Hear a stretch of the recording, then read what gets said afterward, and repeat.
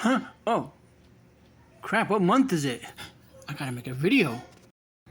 Hey everyone, thank you for joining me from Tales from the Dark Side. I mean, Retro Geek Gaming, where we like to talk about stuff that's retro, geek, and of course gaming related. And I apologize, it's been some time since I've made a video.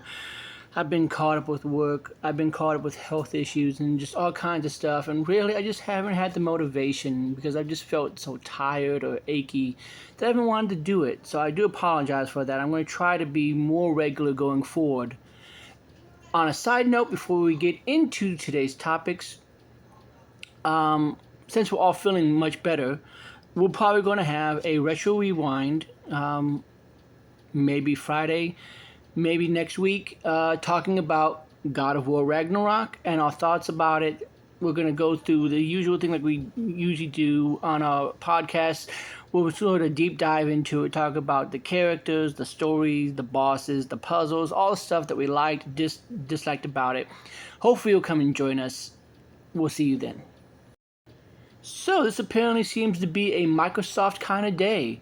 The first thing that we're going to talk about is kind of the less interesting deal, but it is interesting in its own matter. You'll see what I'm talking about here. Basically, it says that Microsoft has agreed to basically make Call of Duty available on Nintendo as well as for Sony platforms over the next 10 years if the Activision Blizzard deal goes through. Now, my thoughts on this has been kind of mixed because I don't understand what the big deal on it is. Sony's kind of been this whole resistant force, but it's just like you make so much. The only thing I think is because they can't bring like the exclusive maps and stuff again, so they don't get that money for like the DLC and the maps and the microtransactions. But they would get they might even get a smaller cut because it's not just Activision Blizzard and them. They had to go through Microsoft, but I think they would still get the same kind of cut because it's just going through Microsoft instead of Activision Blizzard. But whatever. I don't know what Sony's big deal was with it, but the fact that it's coming to Nintendo consoles is interesting. Probably going to be cloud. We'll have to wait and see. Probably going to be cloud version and really dumbed down. Depending upon, since it's going to be over the next 10 years, if we're talking about a next-gen Switch or just next-gen consoles altogether, we'll have to wait and see. But what do you guys think about this deal? So you're welcome to leave those down in the comments down below. I'd love to hear what you guys have to say about it.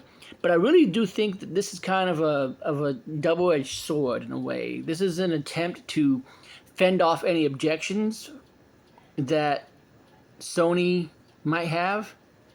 It's great they're going to bring it to Nintendo. I don't think Nintendo would have ever had any objections anyway. But it's really more for Sony for the same reasons I've talked about before. And it's just weird to me that they kept going up on the amount of years to try to appease Sony, and whether or not Sony is now going to basically backlash against this also. But I also then wonder what they mean by deal. Because again, exclusive maps, DLC, first-party content, like are we going to see Master Chief skins in Call of Duty as an example, exclusive Microsoft stuff that you're not going to get through Sony, but like with Nintendo, are they going to dumb it down and make it a really sloppy port, make it run, make the multiplayer not run too great, make it a cloud version? What kind of stuff are we talking about as far as what Sony is going to get and Nintendo is going to get versus what Microsoft is going to get? It'll be real interesting to see how this pans out. But anyways, on to the next news story, which to me is actually the more interesting one. And it's that Microsoft patent is showing a controller with LCD display. I'll be sure to work to put the link to both of these in the description down below, since I cannot share articles through my phone.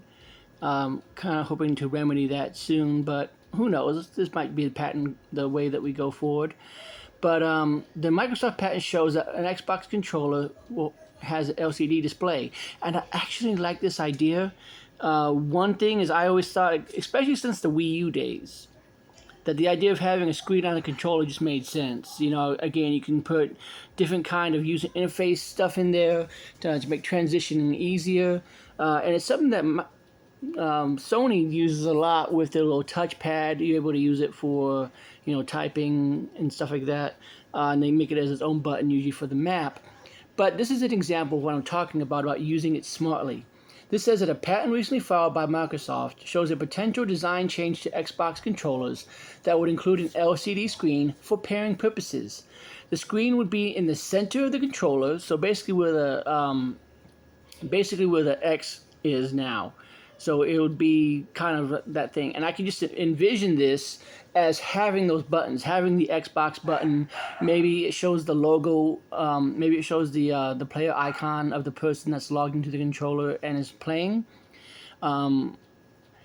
But basically, it says that it would be used to notify the player when they are connected to a console or to a mobile device. And so again, I can kind of see this being the kind of thing where they can use it to easily switch between. Like maybe you swipe right and it switches automatically to a mobile device. You swipe over to the left and it automatically connects it back to the console again. Or maybe you swipe up and down to choose the user, tap it, touch the screen, and now you switched users that quickly without having to press the Microsoft button and use all that. And also maybe you could also show share and options and all that stuff like that. I think it's going to be a really cool thing to do. And just as, you know, I just think that a change to the Xbox controllers would be helpful because, again, we get design changes to the Sony controller every console generation, even if it's a small one. We get console design changes to the Nintendo controllers. Usually they're drastic, sometimes they're small ones. But the Xbox controller has pretty much remained the same since its inception. I mean, they got rid of the black and the white, and they made it instead be the LB and L, the bumpers, you know, left bumper, right bumper. And again, they threw in that share button that's in the center that you just tap instead of holding, I think it was whatever it was that you had to do on the Xbox One to do screen sharing or, you know, take screenshots and stuff. But this idea sounds like it would be a good change. And again, just based upon some of the ideas that I'm thinking about in my head that I've already talked about, I think it'd be a really cool design change. But what do you guys think about it? Do you think that it's time for Microsoft to change the controllers? Do you like them as they are? Do you think this is a pointless, you know, function? If this is something that they even include into the ecosystem at all. But that's my 2 cents, guys. And again, I apologize for the lack of content lately. I'm hoping that that's going to change soon. But I appreciate it if you watched it all the way through to the end. You can feel free to like this. That way I know that you've seen it all the way through. And that you do enjoy this content and want to see more stuff like this come from Retro Geek Gaming.